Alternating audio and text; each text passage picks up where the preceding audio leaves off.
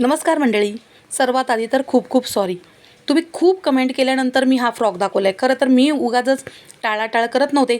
तर पूर्वाकडे आधी वेळ नव्हता आणि नंतर तिला वेळ मिळाला, कारण की पाऊस इतका पडला की तिला सुट्टीच सुट्टी मिळाल्या होत्या. पण पावसाने इतका गोंधळ घातला आहे, तुम्ही बघितलं आहे.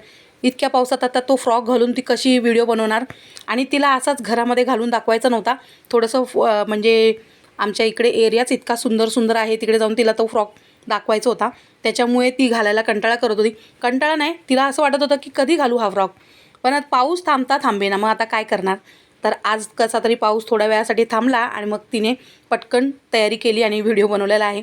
आणि हा सगळ्यात तयारी केल्यानंतर तर प्रथमेशला वाटलं काहीतरी कमी आहे, तर त्याने पटकन झाडाचं फूल तोडलं आणि ताईच्या केसात लावला. अगं केसात फूल तरी लाव, एवढी सगळी तयारी करून.